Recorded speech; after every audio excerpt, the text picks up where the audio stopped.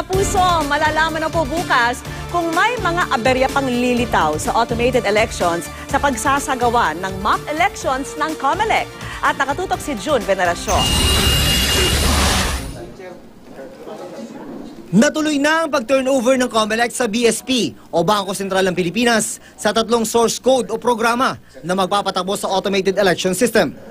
Ito ay makaraan ng sunod-sunod na aberya at delay sa schedule ng COMELEC na resulta ng problema sa source codes. Kaya tuloy na raw ang mock elections ng COMELEC bukas. Kung meron man makita tayo bukas ng mga problema, in a way okay din yun eh. Yun ang sinasabi ko eh, na kumbaga, it can help us improve better. Ang mahalaga is come election day, kailangan as close to perfect, no? Parang aktwal na eleksyon ang mangyayari sa may 20 syudad at bayan sa buong bansa. Isi-simulate ang mga hakbang mula botohan, bilangan, transmission ng election returns hanggang sa canvassing. Pero bukas, hindi pa SIM cards ang gagamitin sa pag-transmit ng mga election returns na siyang pangunahing gagamitin sa araw mismo ng eleksyon. Bigan satellite muna ang gagamitin. Dahil hanggang ngayon, wala lang 3 buwan bago mag-eleksyon. Wala pa palang kontrata ang COMELEC sa mga telcos para sa mga SIM cards. May negosasyon pa raw sa presyo.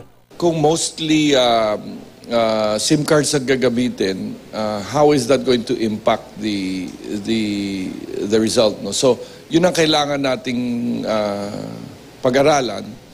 But meanwhile nga, let's first see how the mock elections are conducted. Let's see how the transmission is conducted. Ang cellular signal ng mga SIM card pa rin ang pangunahing gagamitin sa transmission ng bilangan sa eleksyon. Gagamit lang ng bigan bilang backup sakaling wala o mahina ang cellular signal sa isang lugar.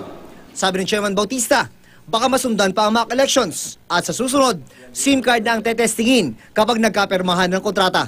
Sa susunod na linggo, magsisimula ng pag-imprenta sa mga opisyal na balota. Pero mukhang kasama pa rin daw sa listahan ng mga presidential candidate ang pangalan ng namayapang Congressman Roy Sinieres. Magkasalungat kasi ang kagustuhan ng pamilya at kanyang partido kung dapat bang alisin o hindi sa balota ang pangalan ni Sinieres.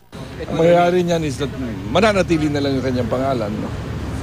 Sa balot. June Veneracion, nakatutok, 24 oras.